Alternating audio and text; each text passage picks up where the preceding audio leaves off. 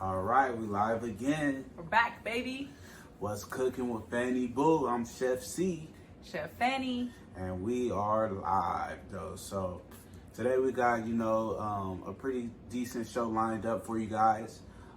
Really just want to kind of keep it more entertainment. We'll kind of get into some more serious type stuff, a little bit, right? But it'll mostly focus on what we see out here on the social markets, right? And the social media, etc., right? So first off, how you doing? How you feeling, though?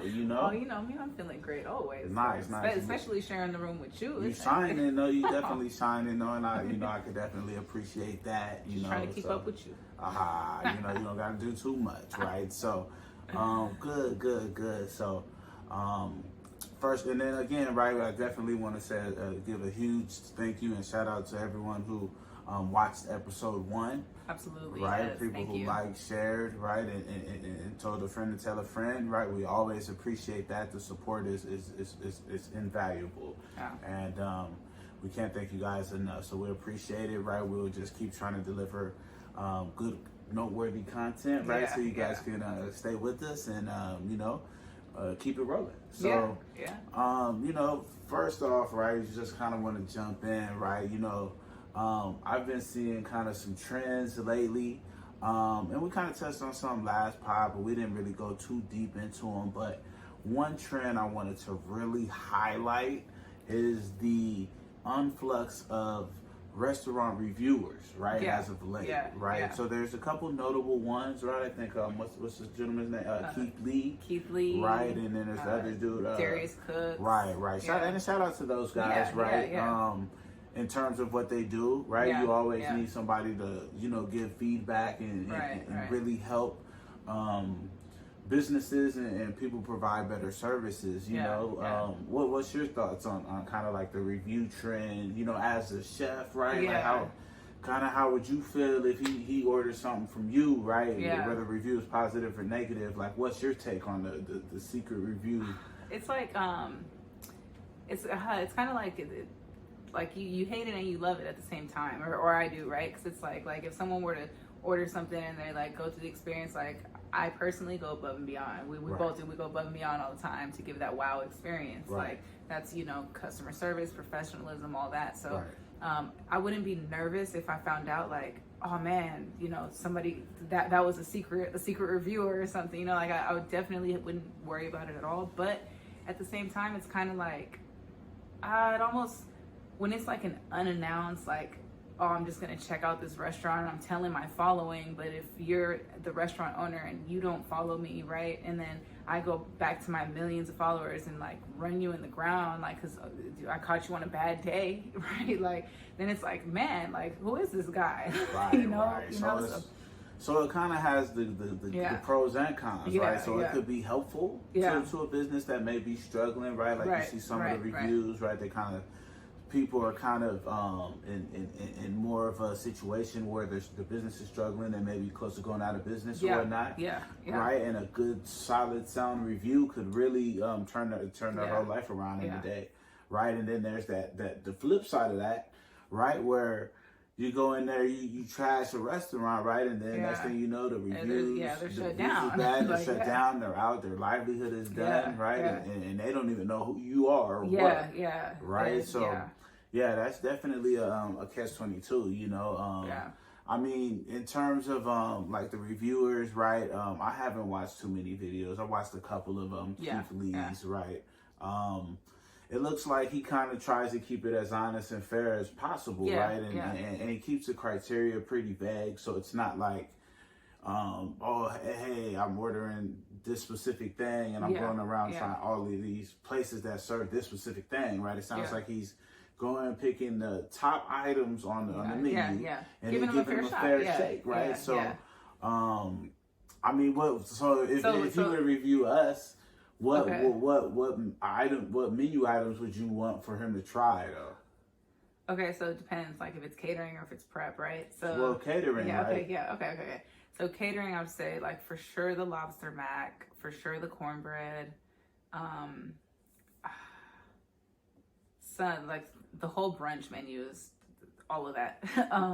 And those usually... Well, you gotta have specific items, right? So they can go in there and... Yeah, so the fried chicken, the waffles, the shrimp and grits, the biscuits, the pancakes are fire, the red velvet waffles. There's just so many. Like, when it comes to the brunch and the breakfast, I feel like that's like probably like my, like, it's all my wheelhouse, but I feel like that's kind of more, you know. So if he were to review it, you would just kind of steer him towards more like the breakfast and the brunch. Yeah. More so.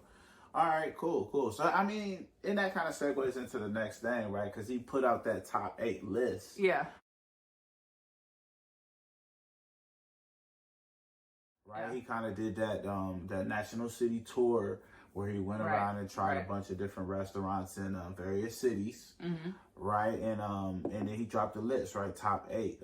What were some of the? I remember some of the cities. I think New Orleans was first. Yeah, New Orleans was first. Which I don't think that's too much of a shock to anyone. I mean, that's a flavor bomb city, right? Though, so you know, between New Orleans and Houston, right, was too. Neck and neck, right? That's not too shocking. Yeah. Right? But the interesting thing about Houston being so high up is I feel like a lot of the residents and business owners in Houston aren't from Houston, so then that kind of throws it off too, right? Because like if all the places he tried in Houston were owned by people who are like from LA, then did LA deserve that number 2 spot? Like, ooh, that's a great call out, right? Because ultimately, because again, right, you go to these different cities, right? Each one of these cities is known for specific things that are specific to that region, right? So it really just depends on your palate. It also depends on your price range, right? It depends on you know, some of these Michelin star restaurants, you have to make reservations months in advance. Yeah.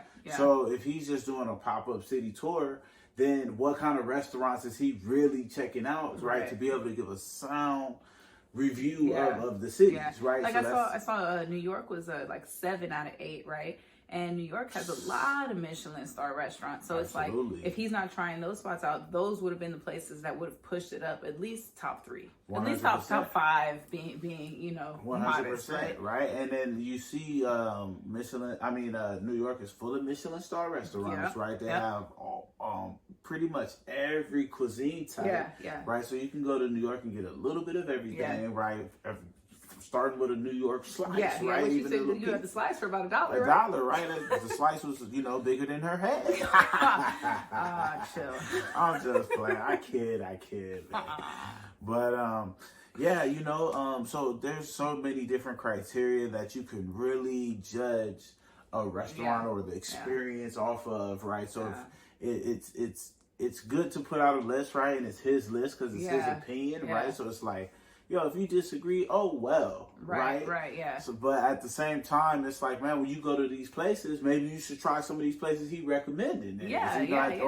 Or develop your own list. Yeah, like I even would go as far as to like try one of the places that were like poorly reviewed. Just like, is it that bad? Like, or where was the reviewer being just picked? Because I'm gonna broaden it, right? Like it's not just him. There are people who, like you said, pick one item and they'll try like every bean and cheese burrito at everywhere, whatever. Yeah, so considering themselves a connoisseur of some cuisine type, right? Or just comparing them against each other, right? I guess that's a little more of a fair competition if it's the same item. It just fixes the competition, right? Because you can go somewhere and that's not their specialty, like go to a chicken spot, get the fish. Right. It might not be what you expect. Absolutely. Right? And then if you're going based off of recommendations, right, a lot of things depend on who you ask, right? So you could send 2 people together into the same restaurant and you can ask them both after the experience. Completely different. You can get 2 different answers, right? So at the end of the day, it's good that you have people like that, right? We need folks that are critiquing, right? We need folks that are giving feedback. We need folks that are really helping these restaurants move the needle, so to speak, right? And to me, the ones that are actually the most helpful to watch are the chefs who are doing these reviews. Because as a chef, like, oh, this is canned, this isn't fresh, or what's the process? Oh, did they use bechamel in this mac and cheese? Like, no, they didn't.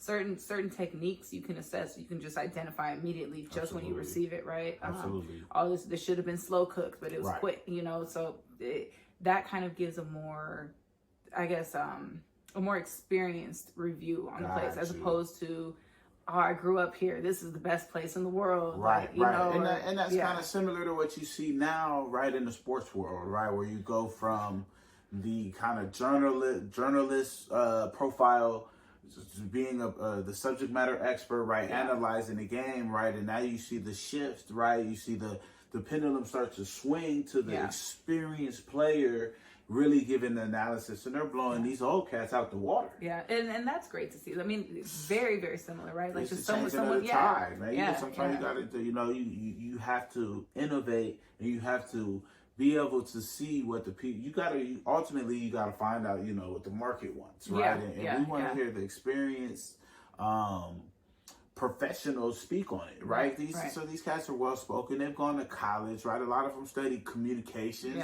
A lot of them have marketing degrees. They've done PR training all the way throughout their career. So it's nothing, right? So if a chef is doing that, right? They've tried different techniques, right? They've tried different. We've learned, we've executed ourselves, different cuisines, right? They've played with different things, learned different techniques, right? So ultimately, that's a more seasoned review, and that should be held with more merit. Higher regard for sure. Even the chefs that are former restaurant owners, right? Like that gives a whole completely new aspect, because like some of these critiques, they'll only do, you know, food and service, but then it's like, what about creativity? What about cleanliness? What about you know, quality of service, but also the time, right? Because a long wait they could have the best service in the world, but if it's a long wait, you're gonna say the service is trash, right? But it's like, if you could separate the two, it's like, people are friendly, they just take a while, you know. Absolutely. Like, so, you know, it's just different things that they use to critique them, and what it is they're basing their ratings on. I think you know, definitely makes it worthwhile. And that kind of segues into like my next thing, as far as one of the things I was looking at that list, right, is kind of the demo in those cities. Yeah. Right? And most of those cities are urban cities, right? Yeah. So is that palette, right? Is that the shrimp and grits brunch palette? Is that the chicken and waffles brunch palette? Because these sound like the brunch capitals. They sound like the bottomless mimosa list, though, if you ask me. I mean, and then even but Keith Lee's from Detroit. Okay. So and he, you know, he was disappointed that his hometown came in 6th, right? But being honest and being fair, you have to just be honest, right? Yeah, you do. And shout out to the D. You know, one time, you know, I'm familiar, right? You know, just shout out all the cities that made Man's list, right? And all the cities that's out here trying to innovate and trying to get on the list, right? Just keep grinding. Because there could be some cities that would have outshone those lists, but he didn't go there. Right. So like, I don't know if he went to Seattle, right? I don't know if he shot to Phoenix, right? I don't know if he hit Colorado, Denver. I don't know if he hit all of the major market players. I don't know if he touched Miami, right? I don't know. If, you know, I heard the Cuban food is good. I know I had some pretty good food when I was down there. And at the same time, you know, it just depends on the palate, right? The level of the dollar sign you want to spend, your price point. Because that's going to really determine what kind of place you go to. Yeah, most definitely, So, you know, ultimately, in terms of like, you know, your experience with like the black restaurant, right? Because of some of these reviews, you see they're focused on like the black or the black-owned restaurant. Why does it, you know, in my experience, right, it just feels like every time I go to a black restaurant, I don't even need to see the menu. It's usually limited. Don't even bring out the menu, right? If it's early, right, it's give me the bottomless mimosas with the shrimp and grits if that's the mood, or just give me the chicken and waffles with the bottomless mimosa if that's the vibe. Right? And then, you know, ultimately it's like the same, you know, depending on what region I'm in, right? It's some kind of like fried mac and cheese, they're known for, with some Southern comfort type food. Or it's the po' boy setup, right? It's kind of we're kind of playing in the same wheelhouse, you know. And I don't know if that's a case of, you know, the black chef, right, or the creativity of the black restaurant owner, or what? What do you think? I mean, just having considered, you know, opening a restaurant, I know like picking a menu to stick to, you know, that's definitely a difficult thing in itself, but So I don't know if a lot of these Black-owned restaurants are doing what they want to sell or what is in demand, right? So they may have like all these ideas and all these other things that they want to do, but every time somebody comes in, shrimp and grits, chicken and waffles. So it's like, okay, let's do 10 variations of each. That's right. That's right. Because that, you know, when you go from out of a kitchen, right? You go from a shared kitchen, maybe you go to your own kitchen spot, and then maybe you go to once you go to that restaurant, that overhead is different. So you as creative as you want to be, it might be out the window though, because you got to come in, you got to start figuring out how to turn that red into green, right? So it's, you know, at the end of the day, if it don't roast, then it don't net. Facts. You know, at the end of the day, those wise words spoken from a decent man. You know. And we've seen a lot of that ourselves, even with the catering, right? Like our menus are extremely extensive. Right. We offer a lot of variety in every category. We actually have 12 different menus for all the cuisine types that we cover, and each of those are like a full page of just options. So many options, right? But usually people who order off the brunch menu, they order the same things: shrimp and grits, the chicken and waffles, the eggs, the potatoes, the bacon, the sausage, you know, like that's it. Like it's rare. So like when someone's like, oh, I want to try, you know, something else, like, oh, I want the avocado toast. I'm like, yes, you know, like, you know, just as a chef, it's like, oh, like finally a chance to do something different. So taking that into consideration, I think maybe they are just doing what's demanded, and if their demo is only familiar with certain items, like it's associated, like these are brunch staples, right? Yeah, so and that's what's trendy, right, on social media. It's all about, you know, being able to take a pic, post it, I'm out. What's easy to set up with a good presentation too, though, right? So well, I don't know if every restaurant's aiming to knock out the presentation as much as the flavor, right? I feel like a lot of times it's just they're going to slap that waffle on there. They're going to put them 2 pieces of chicken across, and they're going to come out, you know, you put some little syrup on there, right? And it kind of just is what it is, right? In terms of, because there's only so many ways you could dress up chicken and waffles. If I'm being honest, right? So ultimately, I mean, you can flip it. We got the chicken waffle sliders. We got the skewers, right? Well, yeah, you know, those are different ways, right? But in terms of the restaurant setting and what you're seeing out here in the market, right? That's just what we're seeing. So it's like, once we get into the spot, right, we'll be able to kind of be a little creative. But then again, right, how we're saying, we might have to cater to the market as well. So it's all about the demo, right? Right. Yeah. So.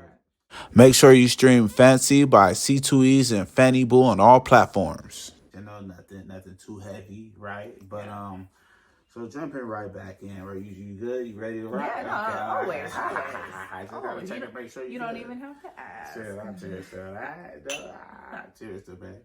But you know, we kind of gotta start using these as like a little date night or something. Yeah, they definitely have that vibe. Yeah, we might have to start, you know, popping on like a little food show or something, and then like watching it live. Watch it with the people, live. And then review it, because we can do the live off the shit, off the YouTube and all of that also. So but yeah, jumping right in, right. You know, we kind of talked about, you know, Keith Lee's Little City Tour, right? We kind of talked about different the different demos in the different cities. Since, you know, we've kind of been, we've been in Los Angeles and we've been in Dallas. Yeah. What do you see as far as the differences in the regional taste buds, or if any? Yeah. There are a lot of similarities, right? Like everybody loves brunch, everybody loves cheesy stuff, you know, whatever. But LA is definitely a lot more health oriented, so that's huge, just nonstop. Even, you know, from the people who are just curious to the people who are about that life. Like health is a priority in LA, where here it's just like, yeah, we care, but we want to eat good. That matters more. The meat selections has been a huge difference. So in LA there was more, you know, white meat, like just lean meats and seafood. And then we're out here, there's still a huge demand for seafood.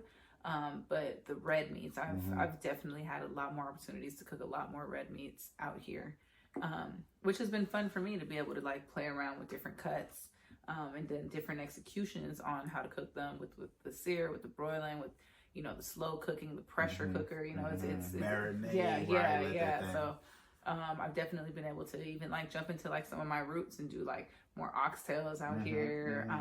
Like a lot of Cuban food, stuff like that. So that's definitely been, you know, fun, a fun little curveball, right? And that's representative of like somewhat of the restaurants you see out here, right? Because you don't see a lot of variation as much, right? You go down deeper into the city, you'll see a little bit more, right? However, generally, you know, you got your basic chains, right? You got your Whataburgers, you know, I don't even want to shout them out, right? But you know, they who must not be named. Right. You know, it's all FannyB00 all year, all 2024. Right. You know what I mean? Yeah, you see it. You see it. And then make sure you guys go follow us. You know what I'm saying? We got it up here. It's either up here or up here, right? We got the FannyB00 up here, right, on Instagram and Facebook. Yeah. But yeah, you know, in terms of like, you know, the restaurants out here, right? It's a lot more barbecue spots out here, right? You don't see as many seafood spots, right? Yeah. You know, as far you have to hit like certain pockets, to go get you some little oysters or some lobster tails or some scallops or something like that, right? But in terms of, you could find a steak, you can't throw a rock without getting a steakhouse, right? Everybody got a steak, or finding some brisket out there. The vegan spots got the steak.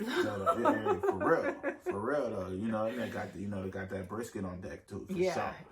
But yeah, we don't want to spend too much time on that, right? In terms of you know, regional, we kind of you could see it, right? You obviously know LA would probably be a little bit healthier, though, health is wealth, right? That's where we came from, right? We out here looking healthy, we looking good. You looking good? You always looking good, man. You staying in shape. Did you get your workout in today? Oh hell yeah, I did. Nice, though. You know, I said I already know.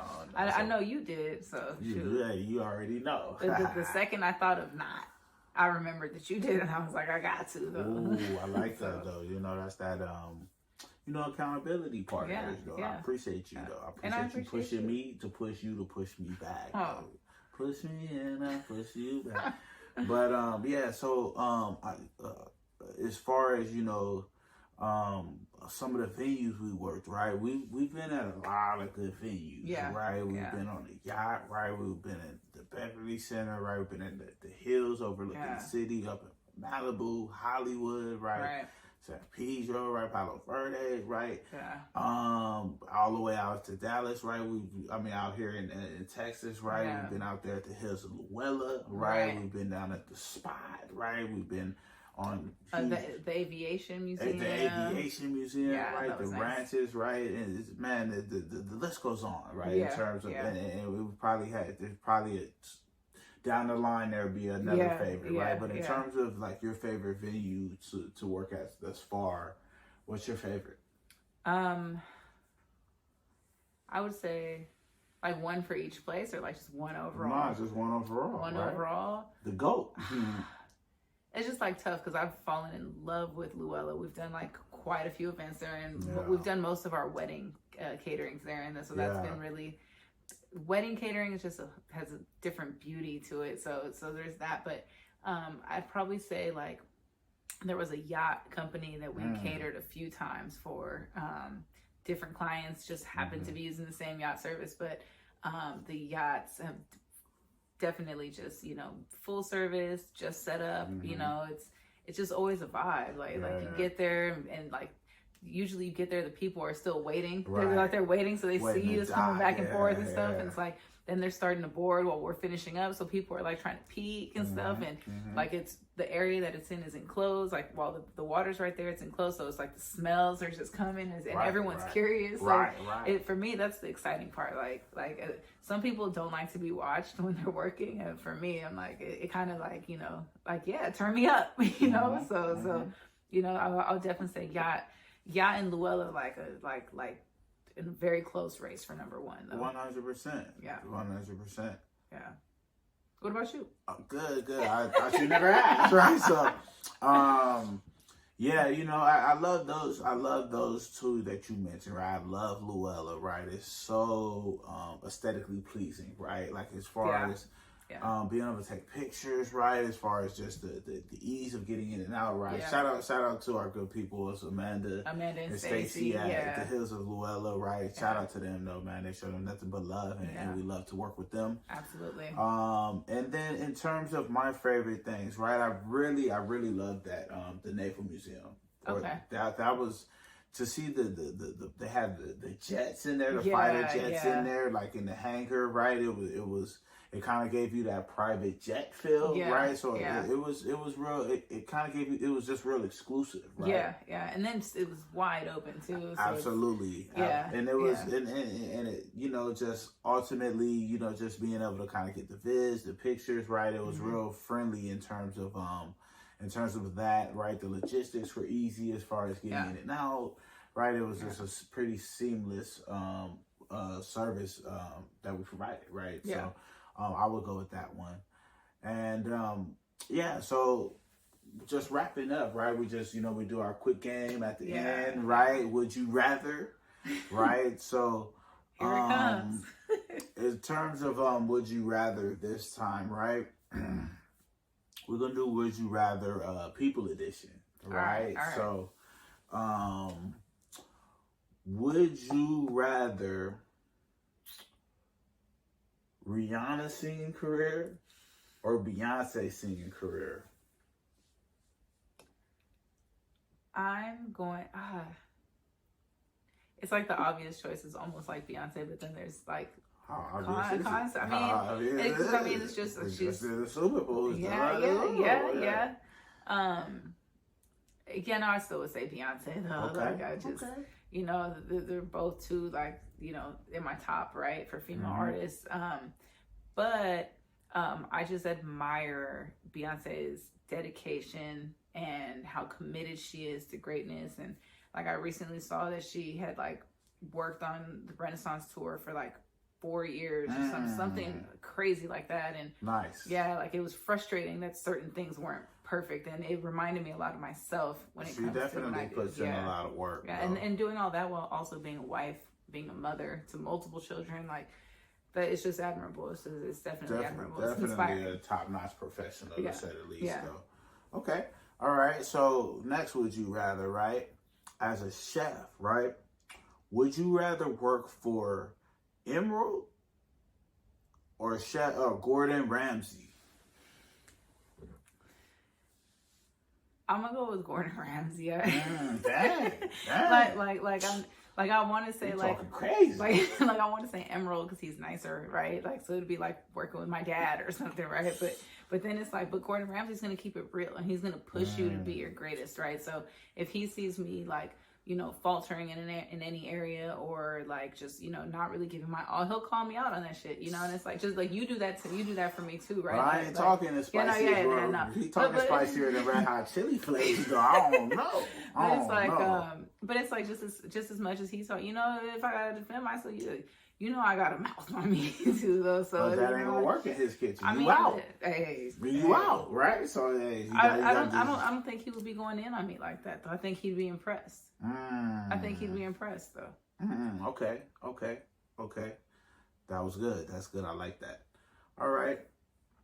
Another, right? And this isn't as people focused, but so it's more like you're the person, right? And then you. So would you rather be the head chef at Olive Garden or the sous chef at Red Lobster? I'm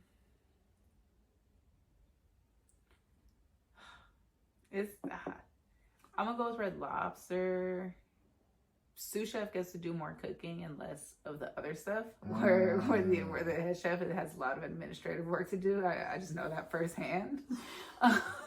But also on top of that, Olive Garden's menu is just more limited. It's just Italian food. Where Red Lobster hasn't committed to any cuisine type, just the seafood.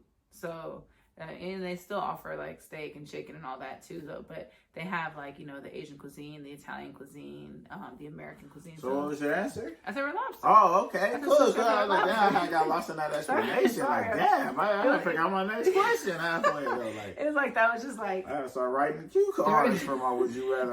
There's a lot to consider. Would you rather you pick something? That's why though. Yeah. Why? I'm wrong with it. But all right. That wraps us up for today. All right. definitely love delivering this to you guys, right? This was a great conversation with you guys that we just love sitting down, letting you guys tune into, right? It's a pleasure for us to be able to share our kind of intimate conversations with you guys about, you know, certain topics. Right. And for you guys to even listen, right? And share your feedback. And share your feedback. Like, chime in, though. You know, you got the comments on. So go ahead, click comment. Right. Be sure to throw the comments in, right? Be sure to share, right? Hit us in the DM if you would like, right? And we'll be more than happy to, whatever it is. Though. So, yeah, that's it. That's it for tonight, right? We episode 2. Season 2, episode 2. Right, and we out though. It's C2Es and FannyB00, right? I'm Chef C. Chef Fanny. And until next time. Peace, love, positivity. Out.